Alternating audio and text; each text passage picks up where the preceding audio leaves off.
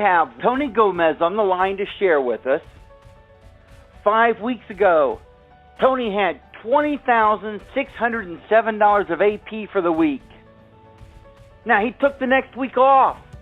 You see, he truly does understand work hard, play hard.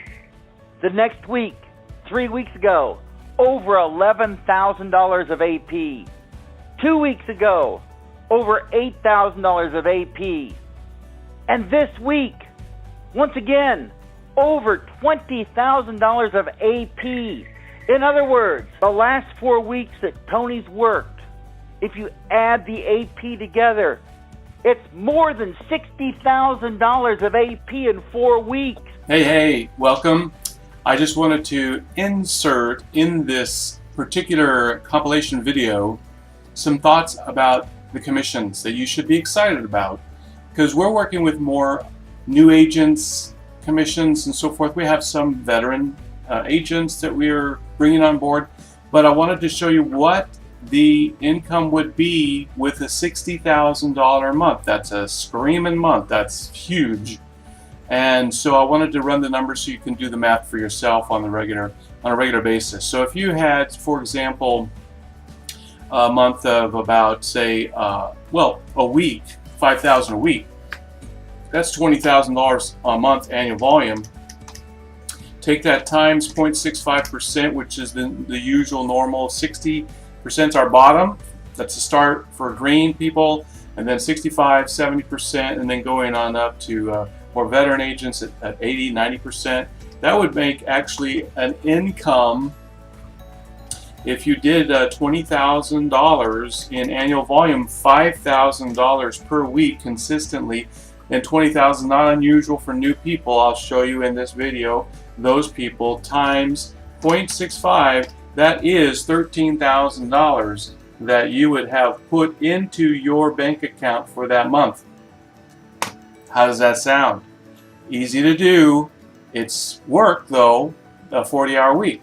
So what this one seasoned veteran did, and he travels all over the place in New Mexico, and what he came up with was $60,000, and one for a contract of 60 to 70% would have been, safe to say, at 60,000 APV at 6 to 70% commission, $39,000 income that month that you would have experienced. It happens all the time.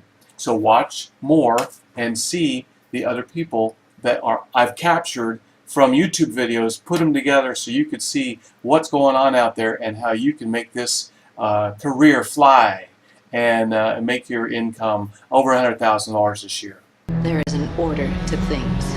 That's what we do here. Okay, so I think it's just an honor to be able to be on this call, and I think it's funny, Don, the other day we were talking about me being on the call, and I mentioned that it's not typical for somebody to hit 20,000 in a week. But then I thought, well, maybe it is becoming typical. Maybe this is something that I can do over and over again. So I'm looking forward to being able to keep on doing this. And I know some people tell me, well, what are you doing? How do you do it to do that kind of AP in a week? So I thought, the last time I was on the call, we basically talked about some sales techniques and tips on what I do in a home. But what I'm going to go over today is basically my work schedule that helps me to do that kind of production, okay? I started calling Sunday afternoon, and this was about 1 o'clock in the afternoon. I actually sat in our church parking lot for about 2.5 to 3 hours making my phone calls. I like to make calls in my car because I don't get distracted, but I called through 45 cards, and I made 17 appointments. Okay, so real quick here on this insert, you can see that Tony is calling 45 people, and for that ratio, it's very, very good for him to get 17, because if you look at this, whereas his calling ratios the calling ratios are 10, 5, 1. 10 calls, 5 people you talk to, 1 appointment. Tony's very good, and it helps that he has his leads. So that's 45 dials. So what that looks like is 45 calls divided by 2 puts it at 22 people that he talks to 22 talked to, and then 11 would be the appointment ratio. However, he's got 17, so he's much better than the 45, 22, and 11. Mostly they're going to get 11 out of a list of names that are not leads, but they're names of people in the right demographic, which we provide you with no cost. And so you would expect these ratios here, you know, dialing 100 names, speaking to 50 people, and getting from that calling ratio would be 25 appointments. So let's look and see some other success stories from the other agents out there working this thing hard. 28 of the cards were no answer or they couldn't meet with me. And then later on that evening, I got 4 callbacks. And when somebody calls my phone, I don't normally answer it. I look at the number. I go through my lead cards that I called that day to find out if I could find the number. If I find the number before they hang up, I'll answer the phone. If I don't, I'll find the card and I'll call them right back. I like to have the card handy when I call somebody. That way I can go right into setting the appointment. I'll have their information, their date of birth right in front of me. So I encourage you, if you call your lead cards and you're getting called back, call them back. Make sure you have the card handy because those people are potentially going to set an appointment with you.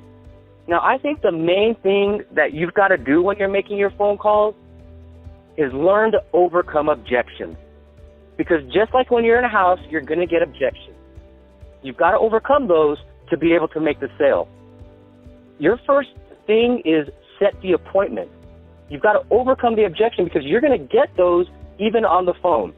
I mean, you're going to hear people say that they don't remember the card. And one key thing that I do is once I overcome the objection, I shoot right back to my question of, does the morning, afternoon, or evening work best for you? Doesn't really give them a chance to kind of think about things. I overcome it and I shoot right back to it to try to get an answer for what I'm looking for. And real quick, I'm just going to cover a few of the objections. You know, if someone says they don't remember the card, first thing I tell them is, not a problem. I hear that all the time. What I'm going to do is I'm going to read it back to you to see if it refreshes your memory. And I say that to them to kind of make them feel comfortable that they're not the only ones who are forgetting the card. I hear it all the time, not a problem. I read it back to them, and if I'm reading the card, it's a husband and wife, and I'm talking to the husband, and after I read the card back, he still does not remember it, I tell him, well, Mary must have sent it in. She put her birthday down as 1/2/45. Is that correct? And he says, yes. I'm like, oh, so she did send it in. My job is to bring this information over to Mary along with yourself. So I'm just right away assuming that if he doesn't remember it, she automatically did it. I'm going to bring her the information, and I want him there too. But I don't wait to say, well, can I talk to Mary also? I'll just right away shoot at that. Sometimes he'll want me to talk to the lady, and I will, but that's fine. When I'm setting my appointment, I've used the client's name 4 or 5 times. You know, I'll mention their name when I ask for them, and then I'll say, well, Mary, my job is to bring this information to you. And then I verify the address, and I'll say, and Mary, I'm going to ask you a few questions. Just using their name, we've learned to do that in the presentation. Do it during the phone appointments also. Another thing that I do that I think has really made a difference on myself being able to set appointments is I'll ask them, how are you doing today? And if they say good, I'll say, great, that's good to hear. So I'm affirming them. And if they ask me, well, how are you doing? I'll tell them, I'm doing great. Thank you for asking. I really appreciate that. And I think that just makes a big difference on making me not sound like a telemarketer, but as somebody who's just willing and genuine wanting to talk to them. One of the other objections that we always get is, can you mail it? I say, I would love to do that. That would make my job so much easier. But let me tell you why we don't do that. A lot of the things that people get in the mail, they're not quality stuff, which means they're designed to cancel you at a certain age, or they go up in price as you get older, and ours doesn't do that. So we explain that to you just so that you know what you're getting. Also, a lot of the stuff you get in the mail, everybody pays the same price if you're the same age. And we help people on Social Security or on disability. So we're going to ask you a few health questions, because if you're in better health, we want to get you a better rate. That's just one of the things I used to overcome the objection for, can you mail it? And then right after I say that, so does the morning, afternoon, or evening work best for you? So that's my part about setting the phone appointments to our first appointment at 8:30 a.m. Our last appointment was at 8 p.m. We had 11 appointments scheduled for Monday. We did have a couple of no-shows in there, so we did 4 door knocks. I made 11 face-to-faces, 11 sales for $7,700. I faxed in those applications because I want those ones to get processed as soon as possible so that the people don't go out and spend the money before we get a chance to cash their check. And since I'm talking about that, I always ask for a check in the house. Once I sign them up and I filled out the amount of coverage, I ask them, can I get a check from you today? If they tell me yes, great. I just got myself a check. If they tell me no, not a problem. What day do you want your bank to send us the money on this? And notice I said, what day do you want your bank to send us the money, and not what day do you want us to take this from your bank? I just think it sounds a lot more positive if you say, have your bank send the money and not us take this from your bank. So that's a little pointer right there. Now, Tuesday morning, first appointment again was at 8 o'clock in the morning. Last appointment was at 6 o'clock. We had 10 appointments, 12 face-to-faces, 7 sales for $5,869. Wednesday morning, got up, got on the conference call. After the conference call, set appointments for Thursday and Friday. So I spent another 3 hours on the phone, sent in all the rest of my paperwork, did emails, everything that I needed to do. Thursday morning, got up again, trying to make my first appointment at 9 just to give me 1 extra hour of sleep. But you know what? I got a person that said I can only meet at 8 o'clock. So you know what? I'm going to do whatever it takes. If that means 1 hour less of sleep, I'm getting up that 1 hour early and driving that early in the morning to make sure I sit down with that person. And it was a sale. Now, Thursday, the first appointment again was at 8 o'clock in the morning. The last appointment was at 8:30 at night. Had 10 face-to-faces, 8 sales for $5,486. Friday, this was our short day. Started at 8 o'clock in the morning was the first appointment. We had our last appointment at 3 p.m. because I had to get Tim back to the airport in Albuquerque for him to catch his flight. We had 5 face-to-faces, 3 sales for only $1,200. 38 face-to-faces, 29 sales for $20,000. Now, it's crazy. I know it is. It's a lot of work. I was wasted. I was tired. All I wanted to do was sleep. I had to catch up on my sleep, but the reward was well worth it. And this week, I planned on taking off the whole week, spending time with my family. We're going to spend the morning there. We're probably going to go out for lunch to a pizza place, and we're going to go out there and hit the field again. So that is my work week. So if you're saying, I want to boost my production, I say boost the amount of hours that you're working. Make sure you're putting in the time and the effort necessary to get out there and make it happen. Woo, Tony! This is fantastic information. You really do work hard, and I like the concept that you do play hard.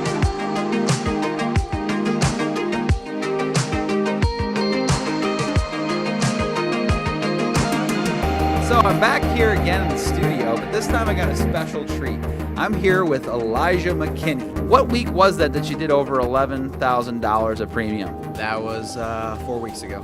Okay, so that was in your 8th week in the business. Yep. Just for fun, what did you do this week? This week I did 10,200 and some change. 12 weeks in the business. 2 weeks over $10,000 of business. Outstanding. Congratulations. What an awesome achievement. But how old are you for the viewers? I'm 19. 19 years old. Now, I know you have a great head on your shoulders, so it's not like, most 19-year-olds I've seen in my life. It's just such an accomplishment. Not even just being number 1 on the How Insurance Services leaderboard, and to do it twice in 12 weeks, is that right? Twice within the past 4 weeks. We were joking a couple days ago about, would you ever go back to an hourly job now that you've kind of seen the light, taken the red pill, so to speak? Absolutely not. Some of the advantages of working in the field, from going from a salaried job to, we are our own boss right now. So The advantage of that is, working your own hours. And do you have a little bit more freedom to call your own shots as well? Absolutely, yeah. Back when I was salaried, I had a set amount of vacation days. Now I can have however many vacation days I want. Obviously, I'm not going to take a whole bunch because I'm trying to put my nose down and work as hard as I can for the first 12 months. And then, obviously, year 2 and 3, I still work hard, but, I won't have to work as hard. So. Correct. Yeah, you got to kind of build that foundation. So I understand that completely. And as your mentor, that's kind of what I told you to do. So it's a quick example, guys, just on a side note of when somebody listens and follows through and follows our system. Look, you don't have to have sales experience. Lige, you have sales experience before this? I do not. And you've been around our system for a while, okay? But and you apply yourself by reading books or sales books or things of that nature, right? Yes. But never sold anything before. And there are a lot of people out there that might watch this video that never sold anything before. Is it as hard as it sounds or seems? Absolutely not. No. Talked with me, he's like, the good is going to outweigh the bad eventually here. You might be struggling this week, but that there's always next week, there's always tomorrow. I was taking everything personally in the first week. I wasn't used to sales, so when I got told no, it wasn't what I was expecting because I went in with unrealistic expectations. So that's some of the struggles that I had to overcome, just doubting myself. My family, they supported me throughout the first couple of weeks where I was struggling, and now I've got the system down a little bit. Obviously still growing, but now I'm definitely a lot more confident thanks to Dustin and just some of the talks that we had. He just let me know that you're a great people person, you love helping people, and you may be struggling now, but within the next couple of weeks here, you're really gonna hit the ground and take off with this thing, and that's exactly what happened. Right, and it's important to stick to the system. What was it like when you got your very first paycheck? It was very exhilarating. I smiled once I saw how much got deposited into my account. You hear about it, and then once it finally happens to you, it's like, oh, yeah, this is real. This is definitely what I want to be doing for a very long time. Right, and now you see that paycheck. Do you think you could ever go back to an hourly? Oh, absolutely not. Yeah, in my opinion, commissions is the only way to really get paid what you're worth. If you don't do anything, you're getting paid what you're worth. It's called zero. And if you go out and work hard and you learn the system and do it, you're going to be able to get paid pretty well. And you could probably attest to that too. Absolutely. But if you like helping people, if you like making good money, and if you like supporting your family, I'm talking about $10,000 of first-year premium, AP for the week. He had 1 week that was over $15,000. An expert when it came to selling final expense life insurance. Is that correct? Absolutely, Don. When I came onto the company, I knew absolutely nothing about final expense insurance. One thing that I want to stress to new people coming on, your first year in the business, you're going to have to work hard to be successful. Just for the first 9 months, you're not going to get any of your extra commissions. You don't get those until your 10th, 11th, and 12th month. And then after the 12th month, of course, you get the renewals.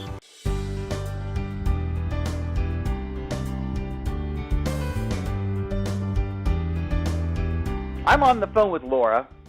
Laura wrote $10,045 of first-year premium the same week that her husband, Brent, wrote $10,014. So she beat her husband just a little bit. But they both had a $10,000 week in the same week. What's so important about this, or so amazing about this, is they are building a team. They've got a great team going, and they had this week where they were all trying to push and reach a certain goal, and Laura really hadn't been out in the field very much. So Laura, the week that you had $10,000, about how many times had you been out selling? Because I know you sold for a while, and then you've been working on building a team, and you've been doing some of the back-end support. So the week that you had $10,000, how many weeks in the year prior to that, in the 12 months prior to that, would you say that you went out and made sales? 3 weeks. So for the 12 months prior to that, you only worked about 3 weeks in the field. 2 days out in the field each of those 3 weeks.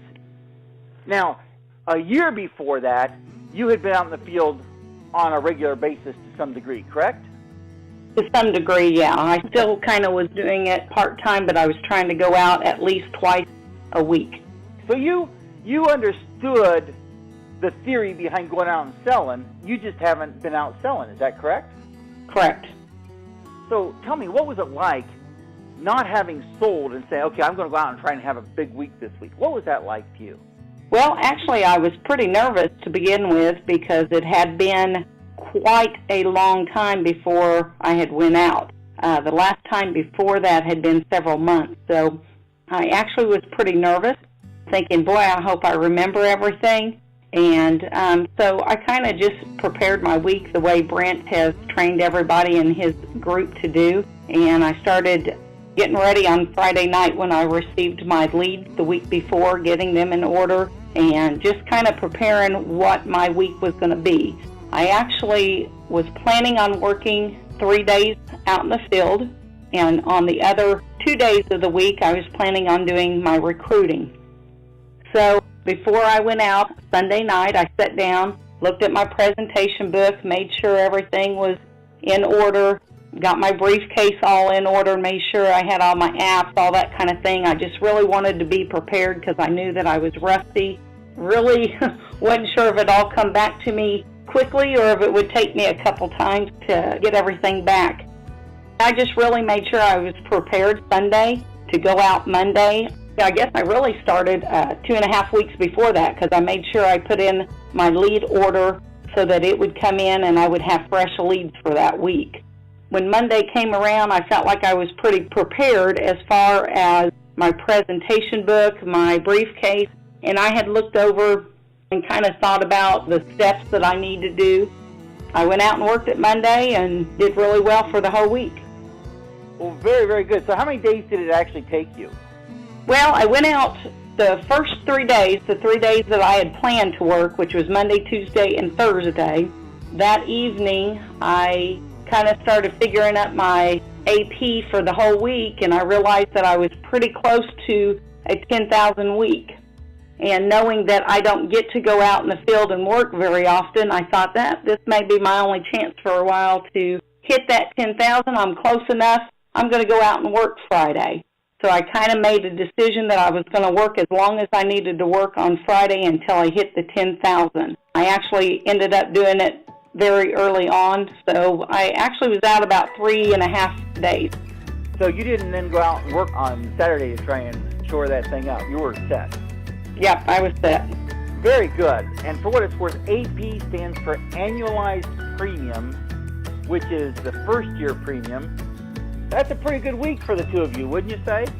I think it was a really good week. We had money coming in about every day that week, so it was great. Well, very good. Laura, thank you so much for sharing with everybody. I appreciate you taking the time to tell us about your week where both you and your husband had over 10,000 for the week. Thanks, Don. Appreciate it. Thank you much.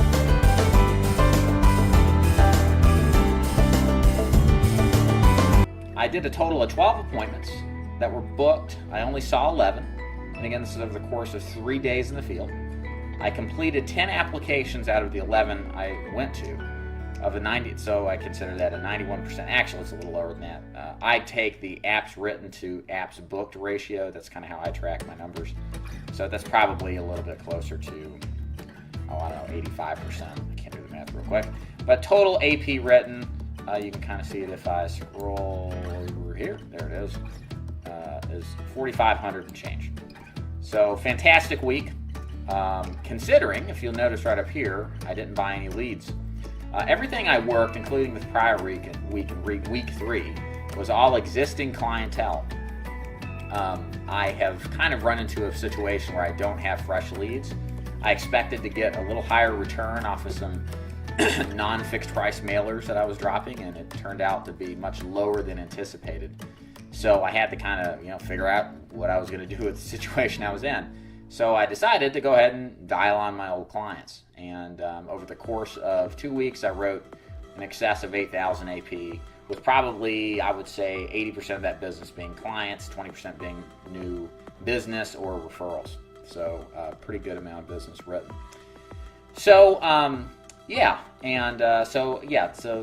for one thing, it is definitely doable to sell your old clients. These people I wrote, by the way, been doing this 6 years, selling Final Expense exclusively, And these people I rewrote or added more to or whatever where I sold the policy. These are people I all wrote in the last 2 years. So, I'm not even stretching back into the reserves of the clientele I've hit well out in the past. So let's go ahead and do a day-to-day breakdown just to show you kind of some experience. Now, what you don't see on the screen here is a schedule of the clients that I saw. So on day, day 1 here, which is Tuesday, I had 5 booked appointments. Let's see, 1, 2, 3, 4, and then a second one. So the first gentleman, I replaced a company named after an American president plan. I got him $5,000 more coverage for the exact same price he was paying. No need to pay so much for so little. And in the meantime, he mentioned, by the way, I need you to add coverage. I actually had coverage on his mother. He wanted to add coverage on his mom. So that resulted in actually got a lead card back from one of these sales where I wrote I believe it was the 70 and then the 26, if I'm correct. I had written these people about 2.5, 3 years ago. And they sent another card in. They wanted more coverage. And so happened that this was already a client, but it was another lead card back from him. So wrote about, I don't know, it was about 3,000 in business that day. So moving on to Wednesday here, had 3 appointments this day. A little soft today on appointments, but the first one was a dud. The lady had plenty of money, wanted insurance, but didn't really want to pay the price considering her ailments and age. That was done in 20 minutes. As I like to teach, you got to pre-qualify effectively to most optimally spend your time, and I don't like to spend time trying to convince somebody of something they don't need. So on I went. Ended up driving down to an old client, added an additional policy to her that she wanted to have. That was, I think, $31 a month. And then I drove up. I called on a lark, a client that was supposed to see me today, but I didn't have anything to do. So I said, hey, let me swing up there today. She said, sure. So we ran in and wrote her for an extra 20 and just goes to show you what the power of just showing up is, guys. I rolled up into the appointment and the whole family was there, extended family, and I wrote the brother up, replaced a Pioneer 3-year waiting period life plan. The agent said it was a 2-year wait, it was actually 3, and helped him out because he was happy. That was a funny one. So that was that day, 3 deals out of 3 appointments, very happy. Didn't do anything Thursday, just lied around, stared at the wall, lazy and stuff. And then on Friday, had 4 appointments. Today, 4 appointments. Wrote the first one. This is probably the most I've driven an entire day. I mean, we were really trying to squeeze what we could out of this. I literally I checked my odometer. I drove 430 miles today. What have you brought today, Tom?